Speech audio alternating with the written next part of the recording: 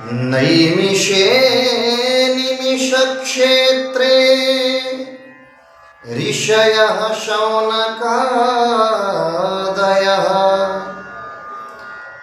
सत्रं स्वर्गाय लोकाय सहस्रसममासत। नैमिष अरण्य क्षेत्र की पावन भूमि पर 88,000 शौनकादि ऋषि विराजमान हैं। वक्ता के रूप में सूत जी महाराज विराजमान हैं। वहां पर हजारों हजारों वर्ष चलने वाले अनुष्ठान हो रहे हैं। शौनकादि ऋषियों ने सूत जी महाराज से प्रश्न कर दिया, हे सूत जी महाराज, पुंसामेकान्ततः श्रेयस्तन्नः शंसितुमर्हसि। इस कलिकाल में जीव की आयु भी बहुत कम हो गई है, भाग्य भी मंद हो गया है, कर्म भी अच्छे नहीं हैं, प्रमादी हो गया है, नाना प्रकार के जंजालों से घिरा हुआ है और शास्त्र भी हमारे बहुत हैं और समय भी बहुत कम है। तो यह बताइए कि अब समस्त शास्त्रों को पढ़ेंगे तो इतना समय नहीं है किसी के पास, तो कोई सहज उपाय बताइए जिससे जीव का कल्याण हो। जिसका भाग्य अच्छा है वह तो अपने भाग्य के कारण तर जाएगा, जिसके कर्म अच्छे हैं वह कर्म के कारण तर जाएगा, लेकिन जिसके भाग्य भी मंद हों और अकर्मण्य भी हो गया हो, इतना समय भी ना हो, तो कोई सहज उपाय बताइए जिससे इस संसार में भवाटवी में भटकते हुए जीव की मुक्ति हो जाए। कोई सहज उपाय बताइए जिसको सुनकर अंतःकरण तृप्त हो जाए।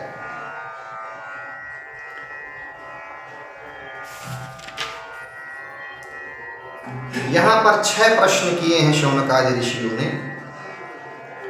पहला प्रश्न है कि जीव का कल्याण कैसे हो। दूसरा प्रश्न है समस्त शास्त्रों का निचोड़ क्या है। तीसरा प्रश्न है ईश्वर का अवतार क्यों होता है। चौथा प्रश्न है अगर अवतार होता है तो कितने अवतार हुए हैं। पांचवा प्रश्न है जीव के जीवन का मुख्य उद्देश्य क्या है। छठवां प्रश्न है जब भगवान ने अपनी समस्त लीलाओं का संवहन करके और इस धराधाम से अपने गंतव्य स्थान को, अपने धाम को पधारे, तो धर्म किसकी शरण में गया। ब्रूहि योगेश्वरे कृष्णे ब्रह्मणे धर्मवर्मणि स्वां काष्ठामधुनोपेते धर्मः किं शरणं गतः। तब सूत जी महाराज ने कहा, हे शौनकादि ऋषियों, आपका बहुत ही सुंदर प्रश्न है। और सूत जी महाराज ने अपने गुरु श्री सुखदेव जी महाराज का ध्यान किया। बंदं गुरु पद कंज कृपा सिंधु नर रूप हरि महामोहतम पुंज जासु बचन रवि कर निकर यम प्रव्रजंत मन पेतम पेत कृत्यम द्वैपायनो विरह का तर आजुहाव पुत्रेति तन्मयतया तरवोऽभिनेदुस् तं सर्वभूते हृदयं मुनिमानतोऽस्मि। यः स्वानुभावमखिल श्रुतिसारमेकं मध्यात्मदीपमतितितीर्षितां तमोऽन्धं संसारिणां कर्मयाः पुराणगुह्यम् तं व्याससूनुमुपयामि गुरुं मुनीनाम्।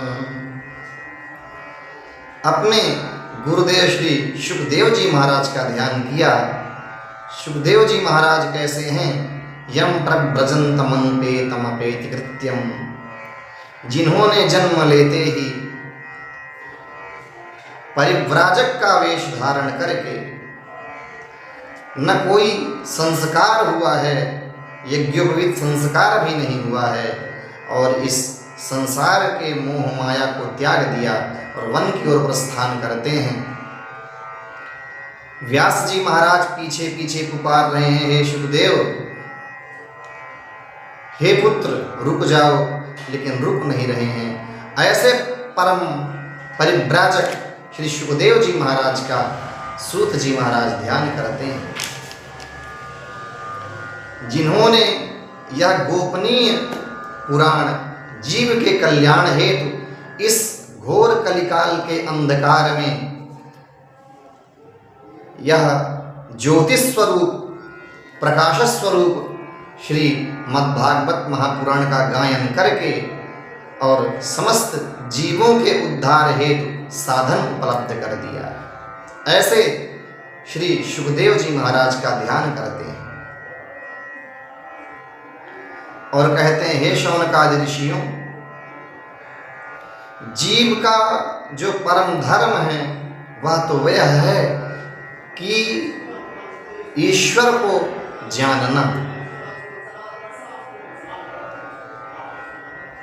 भगवान की भक्ति करना। लेकिन ऐसे नहीं कि बस समय व्यतीत हो रहा है, कभी मंदिर आए चले गए प्रणाम किए, ऐसे नहीं, निष्कपट भाव से और निस्वार्थ भाव से, बिना कुछ मन में अभिलाषा रखे हुए, निस्वार्थ भाव से और निष्कपट भाव से भगवान की भक्ति करना जीव का परम धर्म है।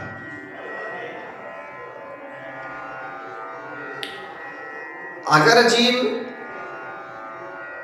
मन वचन कर्म से भगवान के प्रति समर्पित हो जाता है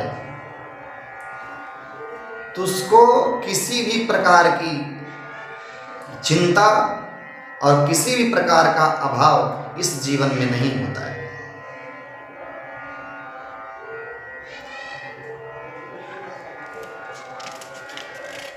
रही बात भगवान के अवतार की, तो भगवान तो अपने भक्तों के अधीन होते हैं। अगर निष्कपट भाव से, निस्वार्थ भाव से अगर जो जीव भगवान की भक्ति करता है तो भगवान तो हर स्थान में विद्यमान है। वो अवतार ही इसलिए लेते हैं कि जीव का कल्याण हो जाए। भक्त की कल्पना अनुसार भगवान अवतार लेते हैं। नाना प्रकार के भगवान स्वरूप धारण करते हैं।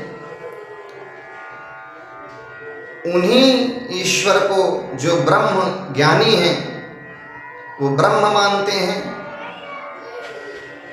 जो योगी हैं वह भगवान को परम तत्व मानते हैं, जो भक्त हैं वह राम मानते हैं, कृष्ण मानते हैं, भगवान को वेंकटेश मानते हैं, भगवान विष्णु का स्वरूप मानते हैं। भगवान वही है, लेकिन अपनी अपनी रुचि के अनुसार भगवान को मानने वाले हैं। भगवान तो मात्र प्रेम के भूखे हैं। हरि व्यापक सर्वत्र समाना, प्रेम ते प्रगट होई मैं जाना। भगवान तो हर स्थान में है, बस कमी मन में भाव की है, भक्ति की कमी है।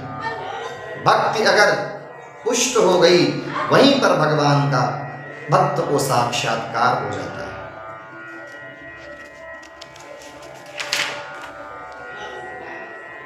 इस प्रकार से सूत जी महाराज शौनकादि ऋषियों को बता रहे थे।